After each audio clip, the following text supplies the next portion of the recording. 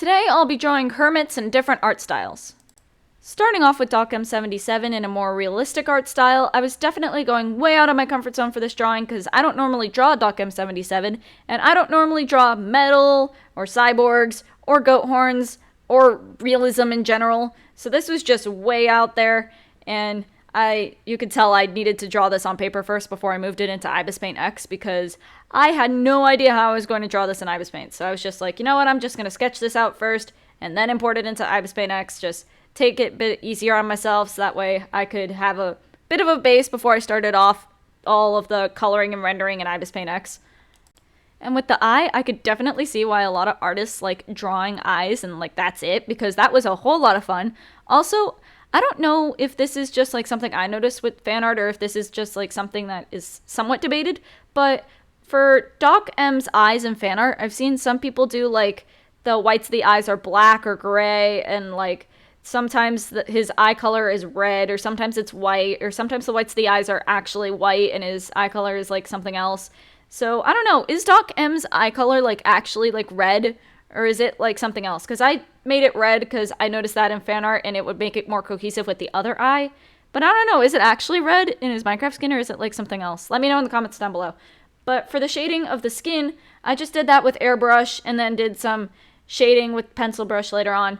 And for a lot of this, I definitely needed reference pictures because, like I said, I do more cartoony art styles and stuff for my animatics and for just art in general. So going into realism, I was like, I have no idea what I'm doing. So I just looked up reference pictures for a whole lot of this stuff, like goat horn texture.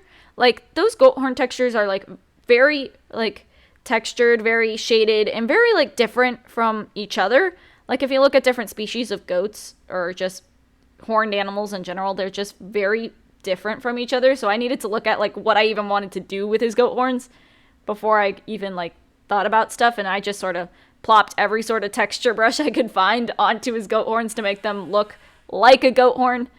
And for the cyborg guy was actually like the easiest thing on here. I just did some basic shading, added a highlight, boom, there you go, cyborg guy. But for the metal, I just did a couple of like, I think pencil textures onto that, just that way it looked like it was metal. I actually pulled up a reference picture of like literal sheet metal, so that way I had somewhat of a basis of what I wanted it to look like.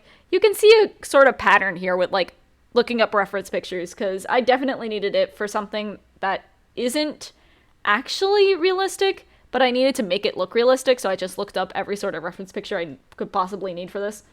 And same with the hair. I actually had an entire reference picture for hair, and I think I liked how the hair turned out in the end. I made it look like there was individual strands there, especially for highlights. I just did like different strands of hair there. And for the beard, same thing. I made it look like it was individual strands. At the beginning it was more definitive, but then I think I changed it later so that way it would be less definitive, so that way it looks somewhat more realistic, I guess. And also eyebrow highlights, that's not something I generally do, but it's like, it's hair, you know, so I needed to like make it look like it was individual strands. And moving on to Pearlescent Moon. Pearlescent Moon I did in a more children's book type of art style, and in a similar vein to the realism type art style, you really need to include some textures in there. Well, maybe not need to, but in a lot of the reference pictures I was looking at to get some inspiration, quite a few of them did have texture, at least in some places. So I thought, well, I need to include that in this drawing. And for Pearlescent Moon, I had her be the cleaning lady, like in season 9. So it's just her being sort of disgusted at all the garbage that she needs to clean up. So I did that, and for her line art, I did include more variation in the line art, and also actually did line art, because as you could tell with the realism Doc M, I did not actually need to do any line art or anything like that. So this one, I actually did line art and just sort of plopped in all the base colors. And for the texture, I did that in the shading, but I realized once I got to the lighting, I was like, yeah, that's not going to work. That's just too much texture and it looks overcrowded and messy.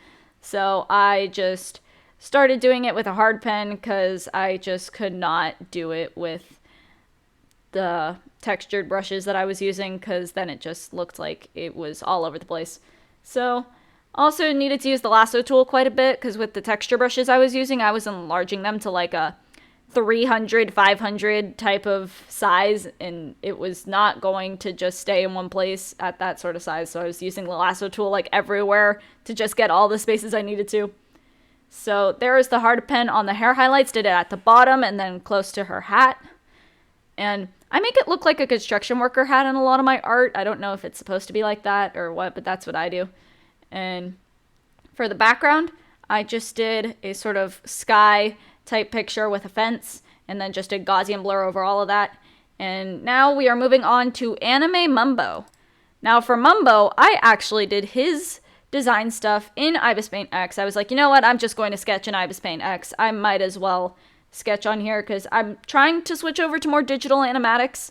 I did that for not Graham Makes Mumbo Space Sus. That was a couple animatics before it. It was Scar. Scar with the New Life animatic was the one that I made in digital. And I was like, if I don't sketch in digital art, then I am not going to have enough practice for my digital animatics. So I sketched out Anime Mumbo in Ibis Paint X. And I don't know if you could tell, but I was taking heavy inspiration from Season 8 with his Peace, Love, and Plants. So I was like, you know what, I'm going to do that. And also realized I needed to change the line art for his suit, otherwise it was not going to be seen. So I changed that to a lighter gray. So that way it was more obvious. And then did a whole bunch of lighting.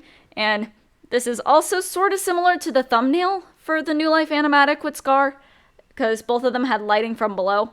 Except this one is from an end crystal, because, you know, Peace, Love, and Plants. So I just did purple lighting all over his face and did the shading accordingly. So that way it looks like he's being shaded by the end crystal. Because I would assume it would emit light. Maybe that's just me, but I thought it would emit light, so I just did it like that. And for the eyes, I actually looked at a Love to Draw manga tutorial, because I don't normally do my eyes like a more stereotypical anime type of thing. So I was like, you know what, I'm just going to take it from an expert and follow her tutorial a little bit. And then did some heavy blue shading. I lightened it up later because I'm like, he's looking very much like a supervillain here, maybe a little too much, so I just eased up on that a little bit. And there we go. It looks a little bit like that. So then I did some swirly effects in the background, went a little under on the swirlies. I was like, maybe I should do it a bit more definitive, and then I was like, no, it looks better when it's not as definitive. So it looks a little bit more like this now. So these are different artworks I made today. Let me know in the comments down below which one was your favorite.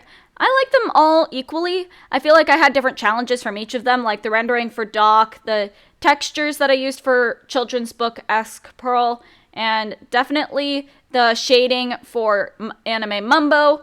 So there was definitely challenges to come with all of them. But let me know if you would like other content similar to this in the comments down below. And with that, I hope you all have a magnificent day, and I will see you all later.